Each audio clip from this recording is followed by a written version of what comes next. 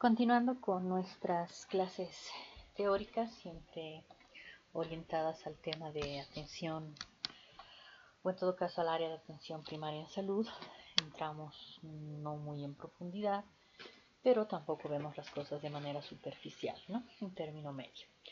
Entonces, bueno, nos toca hablar ahora de los tumores benignos de ovario y intentaremos que a lo largo de esta clase además haremos un complemento con el cáncer de ovario. Comencemos pues. Cuando hablamos de tumores benignos de ovario, tenemos que diferenciarlos de estos que están acá, que son los quistes disfuncionales de ovario. Ya su nombre lo dice, ¿no?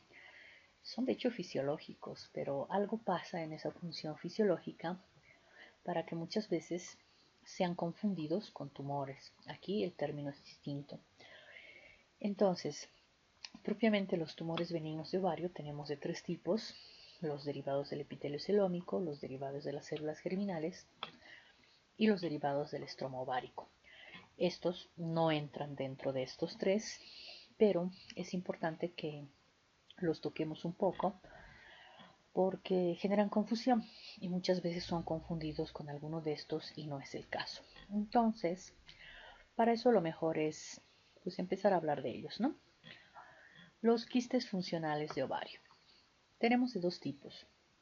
Tenemos por un lado los quistes foliculares y tenemos por otro lado los quistes de cuerpo lúteo.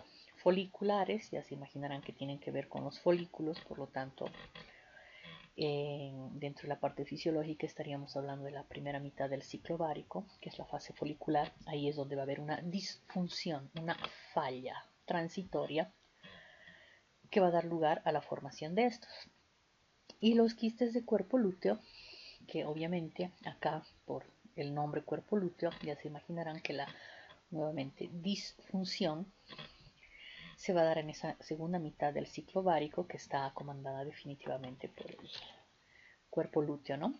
Bien, entonces veremos cada uno de ellos. Ninguno de estos dos son patológicos ni pueden considerarse tumores benignos del ovario, pero malignos, pero muchas veces son confundidos y es bueno diferenciarlos porque la mayoría de estos que se ven por vía ecográfica muy frecuentemente son confundidos con tumores benignos de ovario y no lo son.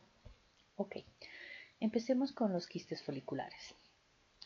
Estos son las estructuras quísticas más comunes encontradas en ovarios, repito, saludables, personas normales, ¿ok? Y que normalmente se las confunden con neoplasias sin que lo sean.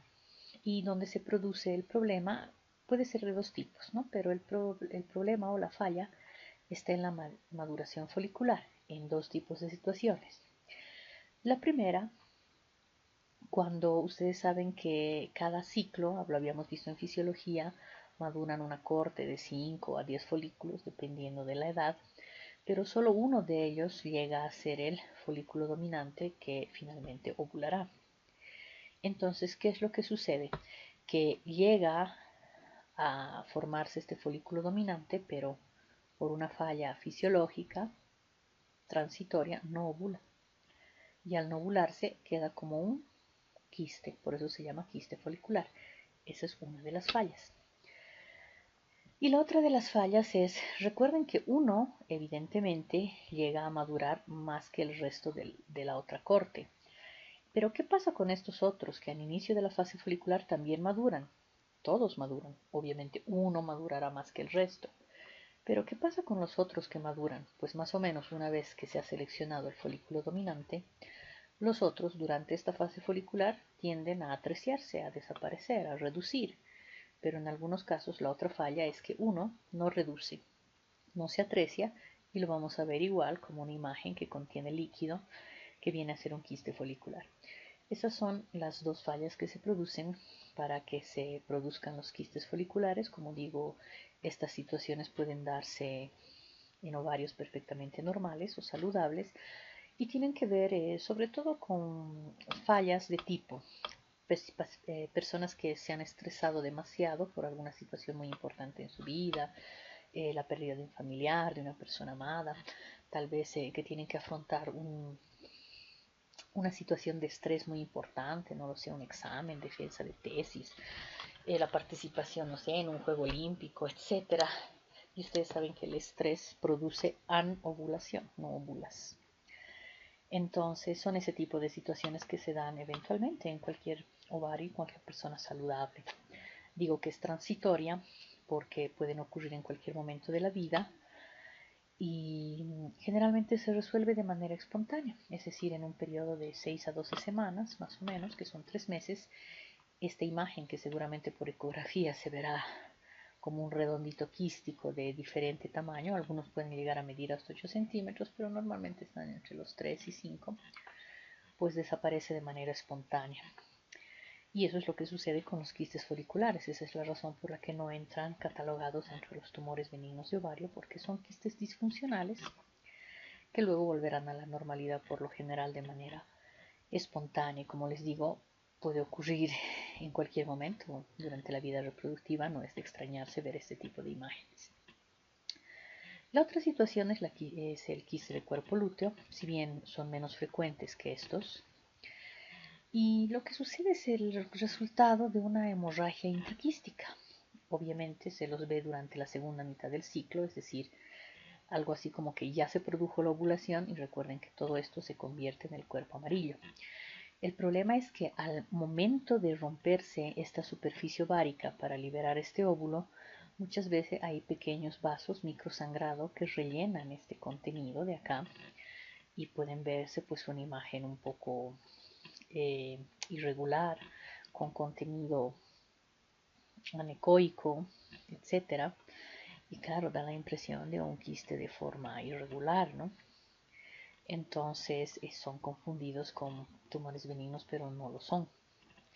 Y demás, de la misma manera que los anteriores, suelen resolver de manera espontánea, pero existe un porcentaje muy reducido, menor al 3%, pero existe, en que esta hemorragia que se produce en esta superficie va goteando hacia el peritoneo, obviamente en escasa cantidad, pero ustedes saben que todo goteo al peritoneo produce irritación peritoneal, ¿no? Y muchas veces, bueno, puede ser confundida con una hemorragia intraperitoneal, inclusive han sido confundidos con embarazos ectópicos, ¿no? Que están goteando ahí gotitas al peritoneo y resulta que se trataba de un quiste de cuerpo lúteo.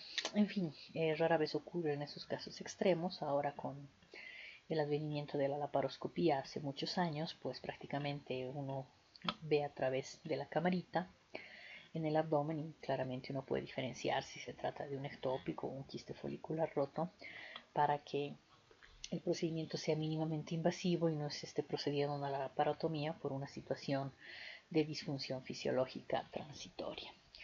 Entonces valía la pena discutir estos dos temas que, repito, no entran dentro de los tumores benignos de ovario, pero desafortunadamente son muchas veces confundidos. Entonces, cerrado este tema, podemos irnos ahora sí a entrar en el tema propiamente. Bueno, aquí tienen una imagen de cómo se vería. Este es un quiste folicular, ¿no? Lo vamos a ver en ecografía así, bastante regular, bien redondito, totalmente anecoico por dentro, porque claro, contiene líquido, ¿no? Y este más bien sería un quiste de cuerpo lúteo. Lo ven, está de color negro porque se ha roto en algún lugar, ha sangrado un poquito y esto es sangre, ¿no? Y muchas veces les digo, se confunde con un embarazo ectópico, pero como ven aquí la trompa está perfectamente y en el caso desafortunadamente de ese pobre ovario, pues inocentemente salió sin necesidad real de tener que salir. A Dios gracias a estas situaciones, les repito, con el advenimiento de la laparoscopía, pues ya no se cometen este tipo de conductas extremadamente invasivas, ¿no? Bien, entonces, sin más preámbulos, pasemos al tema, ahora sí. Ok, esta es la estructura de un ovario, todos conocemos esto, ¿no? Que tiene un epitelio que lo recubre, que lo conocemos como el epitelio celómico, ¿no? Que son células epiteliales del ovario, ¿no? Lo recubre totalmente. Eso está en color celeste. Luego tenemos acá, obviamente este es un folículo, todo esto es un folículo, y dentro de este folículo está nuestra célula germinativa, ¿no? El ovulito que contiene el material genético. Entonces, esta parte viene a ser, uy, no funciona esto, Ahora sí. Bien, vienen a ser las células de tipo germinales. ¿Por qué germinales? Porque dan origen a un nuevo ser. Recuerden que el ovulito es el que contiene el material genético, ¿no? Bien, y luego tenemos este otro que una vez que se ha producido la ovulación, todo este tejido que va a corresponder al cuerpo lúteo que queda dentro del ovario, concretamente en su corteza, se va a convertir, bueno, son conocidas como células del estroma, ¿no? ¿Por qué células del estrómago? Porque recuerden que aquí tenemos una teca externa, una teca interna que se forman, estas células de la granulosa, y sabemos que estas células producen cierto tipo de hormonas. En la primera mitad del ciclo, sobre todo tenemos la producción de estradiol o la aromatización de alguna testosterona en estradiol producto de las aromatasas, y en una segunda fase del ciclo, una vez ovulada, cambia su función y comienzan a producir progesterona. Por supuesto que producen otra infinidad de hormonas más que aquellos que se quieran dedicar a la parte de fertilidad, pues seguramente lo revisaremos a mayor profundidad, ¿no? en la especialidad de ginecología, pero por ahora para atención primaria basta tener una idea general. Y estas, bueno, las conocemos como células del estroma. Una vez que tenemos el panorama de las células ováricas, tanto las del epitelio celómico, las germinales y las células del estroma, pues teniendo este contexto en nuestra cabeza, lo único que nos queda es entender que una parte de los tumores benignos de ovario derivarán de este epitelio, otra parte muy pequeña derivará de las células germinales y otra aún más pequeña derivará de las células estromales. Definitivamente las más frecuentes son las que deriven de este epitelio celómico. Entonces vamos a ver ello.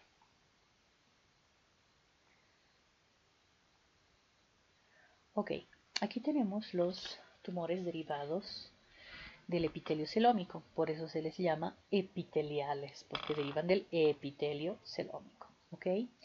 Dentro de esto tenemos cuatro principales, que son por un lado los serosos, los mucinosos, los tumores endometrioides y el de Brenner. Entre estos, el más frecuente, con un 60% dentro de los epiteliales, son los serosos. ¿Ok? Se llaman así porque contienen un líquido seroso en su interior. Por lo general son uniloculares, es decir, es uno solo, no tiene tabiques dentro por lo general. Algunas veces podemos encontrarlos de manera bilateral, tiene una cápsula muy delgadita, a veces pueden romperse durante la manipulación. Y si bien no existe una edad específica de presentación, pero la mayor parte se encuentran por encima de los 40 años, ¿no? Entre los 40 y 50. Varía un poco con los mucinosos. Los mucinosos, como su nombre lo indica, contienen moco. Suelen ser bastante grandes, a diferencia de estos, suelen crecer mucho. Pueden ser multiloculares, es decir, tienen tabiques en su interior que los separan en múltiples lóculos o espacios. Algunos pueden llegar a crecer muchísimo. Suelen ser, a diferencia de estos, unilaterales, en cambio estos pueden ser bilaterales, estos suelen ser unilaterales. La edad de presentación es gente un poco más joven, ¿no? Están entre los 35 y 50 años y entre todos representan el 20% a 15% de las neoplasias benignas de ovario. Luego tenemos los endometrioides que están muy asociados a la enfermedad endometrial, ¿no? Que todos conocemos, o bueno, la endometritis y demás. Y bueno, estos tienen una edad de presentación lógica en edad reproductiva, especialmente entre los 20 a 30 años, ¿no? ¿Y por qué se llaman endometrioides? Porque al igual que la enfermedad de base, que es la endometriosis, ¿qué es la endometriosis? Es la presencia de tejido endometrial fuera del útero, porque su sitio normal es dentro del útero, concretamente a nivel del endometrio, pero sabemos que la endometriosis consiste en eso, ¿no? La presencia de este tejido endometrial fuera del útero, que puede ubicarse a nivel de las trompas, puede ubicarse a nivel del fondo de saco de Douglas, obviamente puede ubicarse en la superficie del ovario, etc. Entonces, muchas veces estos forman este tipo de tumores epiteliales, pero en la superficie del ovario, y por eso tenemos los tumores endometrioides, pero están, como digo, muy asociados a la endometriosis. Decíamos que se presentan en edad reproductiva, son mujeres jóvenes entre los 20 y 30 años. Obviamente el contenido es chocolatoso porque el endometrio sangra, ¿no? Y coexiste con endometriosis, lo que hablábamos hace un momento. Finalmente, mucho menos frecuente todavía, tenemos estos que son denominados los tumores de Brenner. Este tumor de Brenner es bastante extraño porque si bien se presenta en la superficie del ovario, todo esto es el ovario y aquí tenemos, o sea, el tumor, ¿no?, de Brenner, que si se fijan su consistencia es más cauchosa, muy diferente, ¿no?, al resto del tejido ovárico, son radicalmente diferentes. No tenemos muy claro cómo hacen estas células del urotelio porque revisten los conductos tanto ureterales como vesicales, por eso es urotelio. ¿Cómo llegan estas células a este nivel? Pero el tema es que una vez que llegan y desarrollan algún tipo de tumor, pues bueno, son bastante extraños, se llaman tumores de Brenner, suelen ser pequeños, ¿no? Y esto es muy importante, compuesto por células transicionales del urotelio, que nada tienen que ver con el resto que hemos hablado, pero están clasificados en este acápite. Seguiremos avanzando. Y bueno, ahora vamos a la otra parte que habíamos dicho. El otro lugar de donde derivan los tumores son de las células germinales, ¿no? Entonces, lo que podemos hablar de estos, siempre hablando de tumores benignos inicialmente, que se presentan en mujeres muy, muy jovencitas, entre los 15 y 20 años, normalmente máximo 25, ¿no? Muy, muy jóvenes. Pueden tener tejidos mixtos porque al ser derivados de las células germinativas, recuerden que las células germinativas son las que van a dar origen a un nuevo ser, por lo tanto podrán tener derivados del ectodermo, del mesodermo y del endodermo, ¿no? Entonces tienen las tres capas germinativas y sabemos que cada una de ellas da origen a diferentes partes del embrión inicialmente futuro feto, ¿no?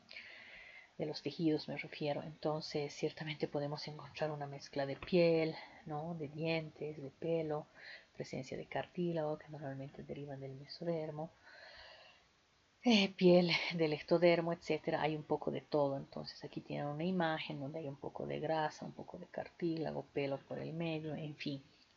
Y tenemos tres tipos o variantes dentro de estos tumores germinales del ovario. El más frecuente será el teratoma maduro y los menos frecuentes serán el quiste dermoide y el gonodoblastoma. Seguimos avanzando en este tema. Aquí viene la siguiente, perfecto. Luego tenemos el otro grupito que habíamos dicho que esta vez son los derivados del estroma ovárico, donde se encuentran precisamente estas células, hemos dicho, de la granulosa, que van a constituir la teca externa, la teca interna, cuando se está formando el folículo dominante, y después vendrán a constituir el cuerpo lúteo, ¿no? Entonces estos se presentan sobre todo en personas mayores, alrededor de los 50 años, y según el tipo de la célula que esté involucrada, pues producirán alguna elevación específica de cierta hormona, ¿no? Por ejemplo, los tecomas se caracterizarán sobre todo por la producción ya sea de estrógenos o testosterona, ¿no? Los tumores de la célula de la granulosa producen sobre todo estrógenos y también tenemos algunos denominados fibromas. Ok, entonces con eso yo creo que habríamos visto de manera general de dónde deriva cada uno de estos tumores benignos de ovario, ¿no? De qué capa, y hemos visto que los más frecuentes son definitivamente los derivados del epitelio celómico. En cuanto a los signos y síntomas, en líneas generales podríamos decir que a más grande el tumor, obviamente mayores serán los síntomas y los signos. Para ponerla fácil, ¿no? Un tumor de unos 5 centímetros, pues es muy probable que no dé mucha sintomatología, ¿no? Porque es pequeño. No pasará lo mismo con un tumor de unos 10 centímetros, donde ya la situación se hace, inclusive uno tiene una sensación de peso en la pelvis. Como recordemos que los intestinos, tanto delgado como grueso, el colon ascendente, descendente, y los intestinos también, el intestino delgado hace su peristalsis por la cavidad pélvica. Entonces, obviamente, durante esta peristalsis muchas veces pueden llegar a mover, tocar este, este tumor que ya mide 10 centímetros. Entonces, eso va a dar algún tipo de sintomatología, ¿no? Desde digestiva, lo que fuese. Y obviamente a más grande, imagínense uno de 20 centímetros, pues ya definitivamente no solo va a ser la sensación de peso, puede interrumpir el tránsito intestinal, inclusive en las personas muy delgadas ya se va a evidenciar un franco crecimiento del perímetro abdominal a nivel del hipogastrio y la pelvis, ¿no? Prácticamente como un embarazo. Imagínense un tumor de 20 centímetros, pues seguro que se lo va a ver con facilidad en pacientes muy delgadas, especialmente, ¿no? Sensaciones de masa pélvica. Peor aún si se trata de temas de temas endometriósicos, obviamente habrá bastante dolor durante la menstruación, bueno, dependiendo del caso. Pero ¿a qué va toda esta explicación? ¿A qué lógico? A mayor tamaño, pues mayor signo-sintomatología. Entonces, la signo-sintomatología será lo que estaba comentando en su momento, dolor abdominal pélvico, que será intermitente, especialmente estos que ya miden más de 5 centímetros, ¿no? Con la peristalsis intestinal, como les digo, a veces son empujados y pueden torcerse y ahí viene un dolor exquisito, ¿no? Por torsión, según la posición. Sensación de masa pélvica, crecimiento del perímetro abdominal, todo tiene que ver con el tamaño. Por supuesto, habrán trastornos gastrointestinales cuando la masa es muy grande, lo que les decía, náuseas, sensación de saciedad porque no hay una buena peristalsis, etcétera, ¿no? Trastornos menstruales, especialmente exceso de vello, acné, etcétera, sobre todo en aquellos casos donde los tumores sean derivados, habíamos hablado del estroma, ¿no? Porque va a ir en aumento las hormonas que normalmente se producen acá. Eso en cuanto a la signosintomatología. ¿Qué exámenes auxiliares nos ayudan para este tema? Definitivamente el más importante, yo diría casi el gol estándar en estos casos, viene a ser la ecografía, ¿no? Y de preferencia si es la ecografía transvaginal, pero también la abdominal ayuda.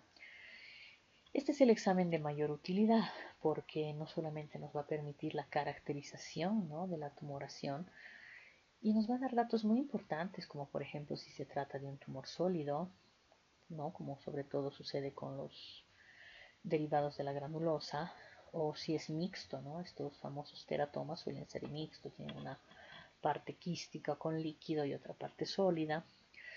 En cambio, los serosos, mucinosos, normalmente son anecoicos, no tienen eco, se ven negros, son quísticos, obviamente.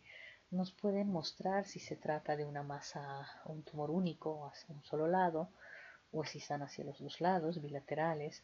Nos permite ver si son multiloculados o uniloculados, es decir, de una sola cavidad o varias cavidades, si existen tabiques, etc. La ecografía definitivamente es un instrumento terriblemente útil para el diagnóstico, ¿no? Nos dan además la característica de la cápsula, ya con los nuevos ecógrafos funcionantes que tenemos ya hace más de 10 años que tienen tan desarrollado el tema de la flujometría Doppler. Nosotros podemos ver inclusive qué cantidad de sangre le llega a este tipo de tumores para más o menos orientarnos hacia la benignidad o malignidad de los procesos. Se pueden observar si existen papilas o cualquier tipo de componente mixto, heterogéneo, en fin. Por lo tanto, la ecografía es definitivamente el examen más útil. Luego tenemos los marcadores tumorales, que la verdad son muy inespecíficos. Los mencionamos por decoro, pero en realidad no es que sean muy útiles para el diagnóstico. El CA125 sirve sobre todo para los serosos, pero tenemos que entender que el CA125 puede elevarse en cualquier situación que afecte a los derivados del epitelio celómico, y tenemos que recordar que la superficie del ovárico no es el único derivado del epitelio celómico. En realidad todas las serosas del abdomen, la serosa que recubre el útero, la serosa que recubre las trompas de falopio, la serosa que recubre toda la cavidad peritoneal, son derivados celómicos. Entonces cualquier situación que afecte, basta una inflamación del hígado, por ejemplo, o una peritonitis, un embarazo ectópico, ¿no?, que va a hacer que la serosa de la trompa se ensanche, se inflame, se estire. El simple embarazo, el embarazo común y corriente, que hace que el útero vaya creciendo de tamaño, y a medida que va creciendo el útero, pues también la serosa que lo recubre va a ir creciendo, estirándose. Cualquiera de estas situaciones puede producir una elevación del CA125. Entonces, ahí está lo que comento de que no son marcadores específicos, ¿no? Por eso los estamos mencionando por decoro más que otra cosa. El CA19.9 funciona más o es un mejor referente para los derivados mucinosos, pero como les digo, ¿no? La elevación tiene que ser muy importante para pensar en un proceso neomaligno. Estoy hablando más de 300. Generalmente elevaciones, el número normal de esos es 35 miliunidades por miliunidades internacionales por ml. Pensar una elevación de 60, 80, 90 son procesos benignos. ¿Cuándo pensamos en procesos malignos? Cuando realmente superan los 300, 400, 500. Y esto va a estar definitivamente acompañado de otra sintomatología como líquido libre en cavidad, presencias de masas voluminosas en pelvis, etc. Por eso les digo que su especificidad y sensibilidad no son muy útiles, especialmente para tumores benignos. Bien, ciertamente la elevación anormal de testosterona o el estradiol obviamente llamarán la atención, me parecen estos más útiles, pero cuando estemos hablando de los tumores benignos derivados de la granulosa, ¿no? Las células de la granulosa obviamente producirán mucho estradiol y hay células de la teca, ¿no? Que muchas producen testosterona. Recuerden que esto es normal, que el ovario produzca testosterona, pero por aromatización se convierte en estrógenos, ¿no? Entonces no es de extrañarse que estas células de la teca produzcan testosterona. Vale, eso es lo que podemos comentar acerca de los exámenes auxiliares. Valdría la pena mirar esta ecografía, porque les había dicho es pues uno de los exámenes que más nos interesa para este tema. Permítanme, me voy a poner un colorcito, acá no me gusta un amarillito, creo que va a ir bien. Bien, entonces acá les muestro este redondito de acá les hace ver que estamos frente a una ecografía transvaginal. Este es un transductor transvaginal. Y bueno, estamos enfocando en ambos lados los ovarios, pero en dos situaciones distintas. Si ustedes se fijan, podríamos llamarle tumor benigno de ovario, lo más probable, tiene un borde bastante regular.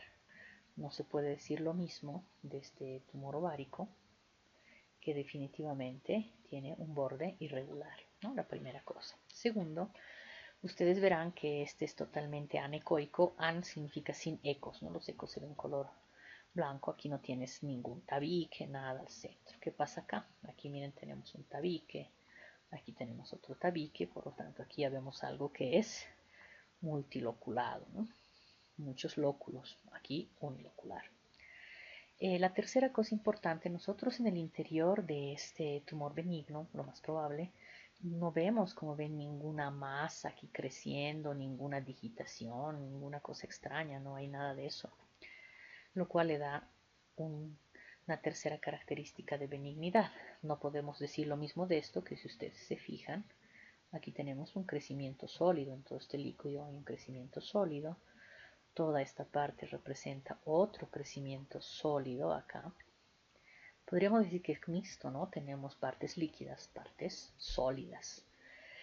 Y finalmente acá la función Doppler pues es negativa. Como ven, no tenemos gran que de flujometría a este nivel, es decir, no le llega mucha sangrecita. En cambio acá la actividad del flujómetro Doppler, o sea, nos muestra que es un tumor que está bastante vascularizado. Ahí la utilidad de la ecografía. Esto es un tumor benigno, es un seroso, esto es un cáncer. Entonces, vean cuán útil nos es la ecografía para ya ir planteando diagnósticos probables. Obviamente el diagnóstico definitivo siempre será histopatológico, pero ya con esto tú tienes una idea, al menos general, de qué es lo que puede estar pasando. Vale, entonces, bueno, yo voy borrando estos mis dibujitos. Se nota que nos gusta dibujar, pero bueno, entonces vamos borrando estos dibujitos. Ya está. Ok, sigamos avanzando. Era importante revisar ese tema ecográfico para mostrarles la utilidad de la ecografía. Y finalmente, ya para cerrar el tema de tumores benignos de ovario, la generalidad, ¿cuál es el tratamiento? Pues obviamente dependerá mucho del tamaño, de la edad de la paciente y ciertamente de los deseos de fertilidad de las mismas, ¿no? Cuando estemos hablando de pacientes en edad fértil, no aplica quitarles los ovarios porque prácticamente la dejas estéril, ¿no? Sin contar los efectos colaterales de la ausencia de estrógenos y progesterona a lo largo de su vida. Entonces, en las mujeres en edad fértil, la idea, cuando estos superen los 5 centímetros, estén muy molestos y demás, será la excisión tumoral y no así la del ovario. Cambia la figura cuando estamos hablando de pacientes menopáusicas.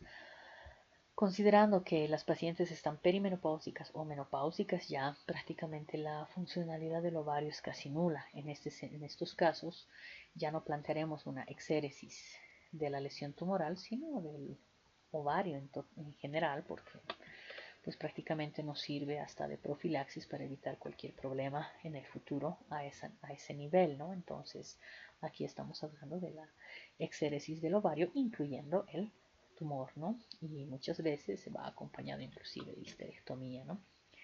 Siempre con medidas más preventivas que otra cosa para evitar la necesidad de posteriores cirugías de origen ginecológico. Y en lo que se refiere a los tumores o quistes dermoides que se presentan en chicas muy jovencitas, lo adecuado ciertamente será la preservación de la fertilidad, lo mismo que hablábamos acá, obviamente teniendo en cuenta que muchas veces, especialmente estos tumores derivados de las células germinales, pueden dar recidivas. Sopesado este tema y bien informada la familia, va muy bien que se trabaje de preferencia en la excisión solo tumoral, ¿no? Para lo que les digo, la preservación de la fertilidad.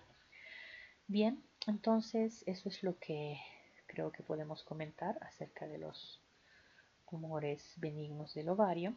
Vamos a terminar esta presentación y vamos a comenzar, perfecto, con la siguiente, eco, que esta vez nos vamos a dedicar al tema de revisar igual de manera no profunda, sino superficial, pero lo más ordenada posible, del tema de cáncer de ovario, ¿no? Entonces, ¿qué podemos hablar de cáncer de ovario? En realidad, el origen de los tumores del cáncer, que esta vez ya hablamos de cáncer de ovario, son exactamente iguales a los tumores benignos. Para empezar, en cuanto a la epidemiología, el comportamiento de la enfermedad en la población ciertamente varía de los lugares a lugares, ¿no? No es lo mismo los países muy desarrollados, donde sus incidencias de cáncer de ovario son realmente elevadas. No pasa lo mismo en los países en vías de desarrollo. Nuestra incidencia de cáncer de ovario es relativamente baja en comparación a mama y cervix, pero lo que hablábamos el otro día, cuando hablábamos de factores de riesgo para cáncer de mama, va subiendo esta incidencia precisamente por todos los hábitos de vida no saludable que se llevan, las transformaciones de las condiciones sociales, económicas de los pueblos, que hacen que en este momento las mujeres hayan cambiado radicalmente su estilo de vida y poco a poco cada vez uno tenga menos hijos, se dedique más a estudiar, a trabajar, a tener estabilidad económica, etcétera. Y bueno, pues esto retrasa, como en algún momento les he dicho, el tema de fecundidad y tiene sus efectos como cualquier otra situación. Y a eso se suma también el cambio profundo que hemos tenido en la alimentación y el origen de nuestros alimentos, que mucho de lo que consumimos desafortunadamente es transgénico. Seguramente es mucho más en los países en desarrollo, mejor dicho desarrollados, pero no quiere decir que eso no nos esté afectando a nosotros, y por eso es que todas estas leyes que quieren comenzar a producir todo tipo de transgénicos es una situación que nos va a llevar a una hecatombe en cuanto a cáncer. Ya estamos mal y podríamos terminar peor. Bien, dejando el llanto de lado, bueno, es la quinta causa de muerte por CA, por cáncer.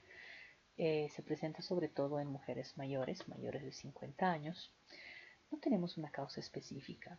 Podríamos decir que es multifactorial, muy parecido a los factores de riesgo de cáncer mamario, pero tiene que ver mucho con los estilos de vida no saludable que en su momento estábamos comentando. Y el gran problema que tenemos con cáncer de ovario es su muy alta mortalidad. Y la muy alta mortalidad, es decir, generalmente las pacientes que debutan con cáncer de ovario debutan en estadios avanzados. Estamos hablando de estadios 3 y 4. Rara vez las vamos a ver en estadio 1. Esto tiene una explicación.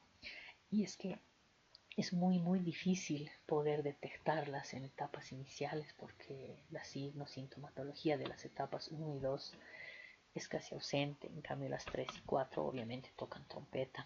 Entonces ahí está uno de los grandes problemas con cáncer de ovario, que inclusive los países industrializados no han podido superar, porque a diferencia de, por ejemplo, cáncer de cervix, que tenemos una prueba de tamizaje, que es el bendito citológico o Papa Nicolau, asociado mucho más ahora con las pruebas de PCR e hibridización para poder detectar los tipos de virus oncogénicos, pues prácticamente desde el momento que se detectan las lesiones hasta el momento que propiamente se convierten en un cáncer, nos da una ventana muy amplia para la detección en cáncer de cervix, con el advenimiento de un buen uso de la mamografía como prueba de tamizaje, acompañado de otras pruebas como la ecografía. Es igual, nos abren ventanas en estos dos cánceres para poder detectar estas dos patologías a nivel en etapas iniciales. No pasa lo mismo con el cáncer de ovario.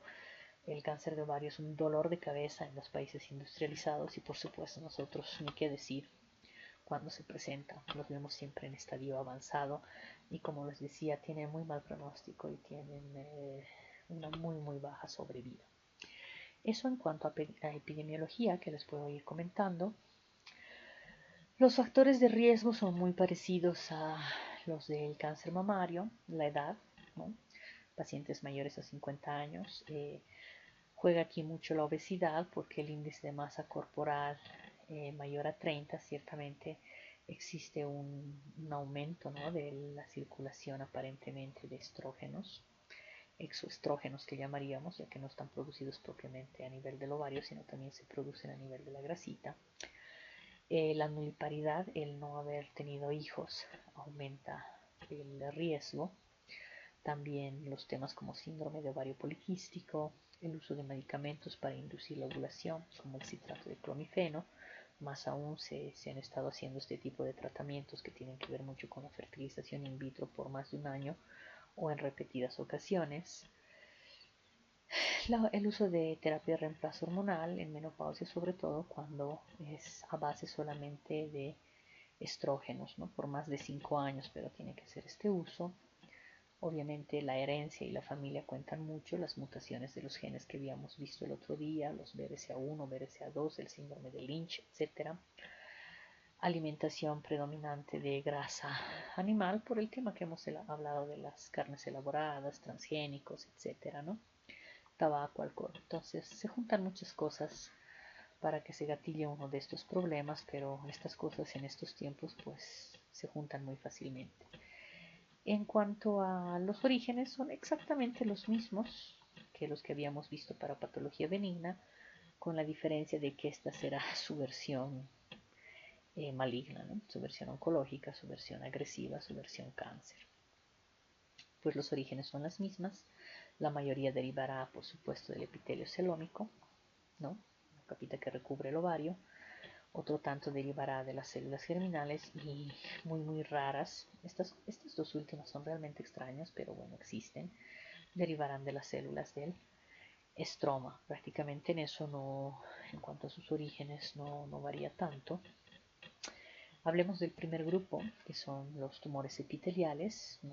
Se originan de las células que cubren la superficie externa, hemos dicho del ovario. Luego tendremos células germinales y las células estromales, ¿no? Las germinales se originan de las células que producen los óvulos y las estromales de todo ese tejido estructural que sostiene el ovario y ciertamente producen las hormonas, especialmente estrógenos, progesterona y derivados de ese tipo de células. Aquí tenemos un cuadrito que nos resume prácticamente todo el tema de cáncer de ovario. Como ven aquí, las epiteliales del epitelio celómico, veamos el porcentaje, 90% son derivados de estas. Y tal vez esta es la parte que en lo personal creo que es la más interesante para atención primaria en salud. Me guardaré estas germinales y los derivados de los cordones sexuales, ciertamente para los que quieran realizar la especialidad en el área ginecológica. Entonces, como conocimiento general, nos interesa saber que la mayoría de estos cánceres derivarán del epitelio celómico en un 90%. Los nombres son los mismos que los de tumores benignos de ovario, vale decir, tenemos los serosos, los mucinosos, endometrioides, solo que aquí aparece uno nuevo, se llama de células claras, e indiferenciados. Estos dos son terriblemente agresivos. Los otros tres nombres no son difíciles de recordar porque son similares a los de patología benigna, ¿no? Solo que llevarán el prefijo de carcinoma. Esa es la única diferencia, ¿no? Carcinoma seroso de ovario, carcinoma mucinoso de ovario, carcinoma endometrioide. Esa es la única diferencia, pero bueno, obviamente y la agresividad, pero fuera de ello los nombres más o menos se van pareciendo. Solamente para darnos un ojito a los germinales y a los de los derivados de los cordones sexuales o estromales, igual es su versión maligna, ¿no? Aquí será, en patología benigna era teratoma maduro, aquí será un teratoma maduro, aquí tendremos el disgerminoma y tumores del seno endodérmico. Y en lo que se refiere a los derivados estromales, tenemos aquí tumores de la célula de la granulosa, muy parecidos a los anteriores. Tenemos los fibromas, los tumores de la célula de Sertolio Leydig, que ya reciben el nombre de andro, porque obviamente estas células, recuerden que están también en el testículo, por eso se llaman androblastomas. Y los ginandroblastomas, que son un mixto. Como les digo, esta parte la voy a dejar un poquito de lado porque creo que va más para especialidad y no interesa tanto en atención primaria en salud, y desarrollaremos estos de acá, que son los derivados del epitelio celómico. Bien, sigamos avanzando. Sabemos que entre estos, igual que en benignas, el más frecuente es el de tipo seroso. El gran problema, y les había dicho el reto al mismo tiempo, es que no tienen signos y síntomas precoces y tampoco tiene un método de screening, lo que también había hablado hace un momento, ¿no? Se presentan sobre todo en personas mayores de 50 años y la mayoría de estos, sobre todo en personas mayores de 65, el 60% de ellos, y tiene muy mala sobrevida. La sobrevida a los 5 años está entre el 15 y 35%, obviamente dependerá del estadio. A estadio más avanzado, pues menor sobrevida. Este es el promedio de sobrevida en general. Seguimos avanzando. ¿Qué más les puedo contar acerca de cáncer de ovario? Concretamente estamos hablando de los derivados del epitelio celómico. Cuando comienzan a aparecer los síntomas, les decía que estamos hablando de etapas generalmente avanzadas, ¿no? 3 para arriba. Entonces, obviamente habrá una sensación de peso en la pelvis por el crecimiento tumoral, dolor en la parte baja del abdomen, porque claro, al ir creciendo comienza a empujar las estructuras que están alrededor e invadirlas en otros casos. Recuerden que a diferencia de los tumores benignos, esto es invasivo, por lo tanto invade y desprende sus células cancerígenas en toda la cavidad pélvica y posteriormente en toda la cavidad abdominal. Muchas veces podemos tener o estar asociados a hemorragias vaginales. Hay un aumento o pérdida de peso en algunos casos, periodos menstruales anormales, muchas veces dolor de espalda sin ningún tipo de explicación que va empeorando con el tiempo, y síntomas gastrointestinales como gases, meteorismo, ¿no? Náusea, vómito, pérdida del apetito, que tiene que ver con la diseminación por lo general de estas células neoplásicas a nivel de todo el abdomen, a nivel del mesenterio, a nivel del epiplon, y esto hace que se formen verdaderos tumores a nivel de estos del epiplon y demás, y dificultan una digestión adecuada y una peristalsis adecuada tanto del delgado como del grueso. Entonces obviamente los trastornos gastrointestinales son severos y se presentan sobre todo, como les decía, en estadios 3 y 4. Bien, eso en cuanto a la sintomatología. Bueno, acá, ¿qué nos sirve para el diagnóstico? Pues nuevamente la ecografía viene a ser nuestro instrumento más útil, porque como vimos en el anterior, en el ejemplo que les di cuando estábamos hablando de los tumores benignos, al lado les había puesto la imagen ecográfica de un cáncer, ¿no? Entonces, definitivamente la diferencia entre uno y otro es abismal en cuanto a comportamiento, aparte que la ecografía no solamente nos sirve para visualizar el tumor a nivel de la pelvis, sino también nos da un complemento extra como la presencia de ascitis, que es líquido libre en cavidad abdominal, una característica muy frecuente del cáncer de ovario, o tumores de tipo mixto que han visto, ¿no? Que tienen partes sólidas, partes líquidas y demás. Acá el CA125 puede convertirse Una herramienta útil, pero repito, para nosotros pensar en patología neoplástica maligna, los niveles tienen que estar altos, generalmente por encima de 600, 650 unidades internacionales por ml.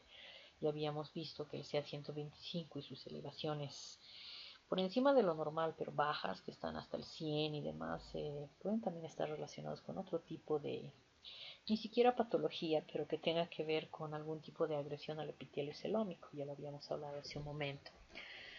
La TAC contrastada será muy útil, nos permite ver la presencia de líquido libre en el abdomen, la presencia de otro tipo de metástasis, ya sea a nivel del pulmón, a nivel de los diafragmas, del hígado, nos permite tener una buena visualización del epiplon a nivel del abdomen para ver si tiene o no depósitos importantes de las células neoplásticas, etc. Está muy bien la TAC. El CA19-9 será útil cuando estemos hablando de tumores de tipo mucinoso, pero repito, ¿no? Los niveles tienen que ser realmente altos para poder orientarnos. Y finalmente el tratamiento. Pues en realidad el tratamiento se basa en dos pilares en este momento, que es la quimioterapia bueno, y el tratamiento quirúrgico, que van por lo general, se ayudan, ¿no? Se complementan. Los estadios 1 y 2, sobre todo, tendrá una fuerte influencia la parte quirúrgica, siempre y cuando ésta pueda lograr una citorreducción adecuada, citocélulas, reducción de las células tumorales. ¿Esto qué quiere decir? Quiere decir que el objetivo de una cirugía de máximo esfuerzo, ¿qué significa una cirugía de máximo esfuerzo? Que si tú vas a abrir esta panza, asegúrate de que puedas sacar todo. Sacar en este momento tumores, o sea, una parte de toda la cantidad o la carga tumoral que tiene ese abdomen y dejar un tanto adentro prácticamente no tiene utilidad. El tema es muy complejo, no voy a entrar en detalles, solamente diré que los estadios 1, sobre todo la citorreducción, la cirugía con el objetivo de sacar la mayor cantidad de tumor, si es posible todo, va acompañada a quimioterapia, sea esta intraperitoneal, que es lo ideal, o modo contrario endovenosa. Aún así, cumpliendo con todas las expectativas, la sobrevida en este grupo para el estadio 1 es de 72% si todo sale perfecto, y 46% para los estadios 2. Es muy poco, ¿no? Si se dan cuenta, 46% a 5 años es, pues, o sea, más de la mitad a 5 años no va a llegar, en palabras simples. Entonces, no es que vaya muy bien, y ojo que muy pocos estadios se diagnostican en 1 y 2. Por si acaso les voy a dejar la estadificación de cáncer de ovario como documento adjunto, ¿no? ¿Qué pasa con los estadios 3 y 4, que es donde normalmente debutan las pacientes? Acá prácticamente la cirugía deja de ser muy útil porque en realidad es muy difícil lograr una citorreducción completa en estos estadios, es decir, la carga tumoral es demasiado grande, demasiado pesada, se requiere no solamente un equipo quirúrgico muy entrenado en el tema, porque a veces es necesario realizar lo que les decía, cirugía de máximo esfuerzo, que de repente hay que estar haciendo un stripping diafragmático, que es sacar prácticamente toda la cobertura del diafragma. Muchas veces requieren la exéresis de pedazos de hígado cuando tenemos en la superficie la presencia tumoral. La exéresis del epiplon tiene que ser completa, muchas veces hay mucha adherencia y demás. Y todas estas cirugías de máximo esfuerzo requieren de equipos multidisciplinarios quirúrgicos muy bien entrenados. Muchas veces se tienen que resecar pedazos de intestino, se tiene que resecar parte de la vejiga y hacer neoanastomosis o neovejigas para poder hacer realmente este debulking que les llamo completo, ¿no? O sea, sacar toda la cantidad tumoral que se encuentra en ese abdomen, y son cirugías muy extensas que no todos los servicios tienen estos equipos multidisciplinarios, ¿no? O sea, tienes que tener al urólogo a la mano para que esté haciendo las neovejigas y las anastomosis de los nuevos uréteres. Tienes que trabajar muy cerca con cirugía gastro para que te haga las anastomosis, etcétera, de las resecciones intestinales o inclusive colostomías que se requieren para poder realmente retirar toda la carga tumoral. Y es por eso que estos estadios 3 y 4 tal vez de inicio se comienza con quimioterapia, que ha sido, podríamos decir, la mejor versión para estos estadios, y posteriormente que la quimioterapia ha logrado, especialmente la intraperitoneal, hacer algún tipo de control de toda esta carga tumoral intraabdominal, ahí ya la cirugía de intervalo que se conoce podría ser una alternativa, es decir, terminar de sacar todo lo que la quimioterapia tal vez no haya logrado. Aún así, cumpliendo de manera perfecta con equipos multidisciplinarios y todo esto. Este protocolo, si ustedes observan, la sobrevida es muy pobre, apenas 17% para los estadios 3, o sea, 5 años es realmente penoso, ¿no? Y para el estadio 4, pues la sobrevida es 4% a 5 años. Entonces, bueno, nos va bastante mal en el tema cáncer de ovario, por lo tanto no es que sea un tema que alegre mucho discutir. Y bueno, ahí tienen una imagen tan diferente a esta otra, miren. Esta es un tumor benigno de ovarios, un seroso, como ven es redondito, circular, brilloso, no tiene lóculos, papilas, nada. Y si vemos ese, pues es horroroso, ¿no? O sea, la diferencia se ve al tiro, ¿no? Totalmente irregular, generalmente está compuesto por una parte sólida. Todas estas papilas van desprendiendo células en toda la cavidad peritoneal. Miren cómo ya ha tomado toda esta trompa, el otro ovario, la superficie del útero. Obviamente esto ha diseminado por todo el peritoneo. Es muy diferente el comportamiento, ¿no?, de los tumores benignos y malignos del ovario. Y hablando de lo que les decía, ¿no? La diseminación, ¿cómo se disemina? Pues su primera vía de diseminación, ojo, ¿no? Por eso está con 5 estrellitas aquí, es la transcelómica. ¿Qué significa? Significa esto, ¿no? Que todas estas células, imagínense, de este tumor, pues se van desprendiendo acá al líquido peritoneal, y el líquido peritoneal circula por toda la cavidad peritoneal, o sea, por todo el abdomen, y es por eso que encuentras tan fácilmente estas células pegadas a los intestinos, a los epíplones, en la superficie del diafragma, en la superficie del propio peritoneo, de la pared peritoneal, la pared abdominal, o sea, la pared peritoneal, ¿no?, que recubre, está llena de células. ¿Por qué? Porque esa es su vía de diseminación transcelómica. Su segunda vía de diseminación será obviamente la linfática, y la última la hematógena. Entonces, este se disemina por todo lado, es un desastre como cáncer. Y bueno, ya prácticamente para terminar este vistazo general, la pregunta es si se puede detectar el cáncer de ovario en etapas tempranas. Pues por ahora es muy difícil. Apenas el 20% de ellos se detecta en etapas tempranas. Hablamos de etapas tempranas, los estadios 1 y 2. Generalmente suelen ser hallazgos casuales. Y la sobrevida, a pesar de diagnosticarlas en etapas tempranas, es muy pobre, va entre el 75 al 92% a 5 años, ¿no? Pero 75 es muy poco si estamos pensando en etapas tempranas. ¿Cuáles serían las recomendaciones o los tips para tratar de diagnosticar tempranamente? Y lo ideal siempre es prevenir, ¿no? Evitar que suceda la enfermedad. Esa es la medicina del siglo milenio, evitar. O en otras palabras, que los pacientes estén sanos. Pues lo primero es identificar factores de riesgo. Todas las pacientes que tienen factores de riesgo es mejor andarlas vigilando. Con una ecografía transvaginal han visto cuán útil puede ser la ecografía transvaginal, asociada al Doppler Color y obviamente mediciones del CA125. Esto quizás podrían darnos algún tipo de ayuda para tal vez poder diagnosticar lesiones sospechosas que estén entre el estadio 1 y 2 más allá tempranamente, pero definitivamente lo ideal será disminuir los factores de riesgo. ¿Y eso en qué consiste? Y esto es la recomendación para todos nosotros, ¿no? Para cada uno de nosotros, y es tener una alimentación saludable, evitar el consumo de transgénicos, cuidar mucho el tema del peso, hacer ejercicio, en fin, todo lo que creo que hasta la fecha y hasta quinto año no los hemos venido repitiendo desde que hemos entrado a la carrera, un tema tan difícil de realizar, creo, para todos, porque esta vida nos ha llevado, yo creo que a todos, a perder el norte muchas veces y tener vidas demasiado desenfrenadas, demasiado complejas, demasiado materialistas, etcétera, y eso está definitivamente arruinando a la humanidad y acabando con todos nosotros, ¿no? Aquí tienen una imagen ecográfica que es muy similar a la que les había mostrado hace un ratito. Mejor poner el lapicito. Entonces miren, prácticamente tenemos todo este que es el tumor, o no sé qué he hecho. Ah, razón, me he equivocado.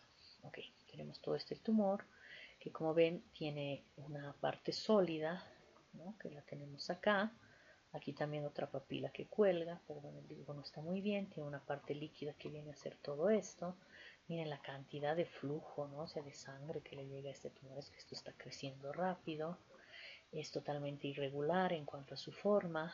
Y bueno, en esta no se ven tabiques, pero ya más o menos solo de verla te da una idea de que estás frente a una situación ciertamente no muy convencional y más tirando a una neoplasia maligna que otra cosa. Bien, entonces yo creo que la paramos ahí porque, como les había dicho, por ahora no tenemos mucho interés en trabajar en estos otros tipos de neoplasia maligna, como son los derivados de las células germinales y las del estroma, porque creo que eso habrá que discutir ya con aquellos que quieran llevar la especialidad. Creo que por ahora y para atención primaria en salud, pues la dosis es suficiente. Sin más, yo aprovecho para saludarles y, por favor, les recomiendo que, aparte de todo lo que hemos revisado, les voy a dejar, eso sí, la estadificación del cáncer de ovario. Entonces, para las preguntas del examen parcial, recuerden que nosotros elaboramos un pool de preguntas y, bueno, de ahí se sortea y entran al sorteo, ¿no?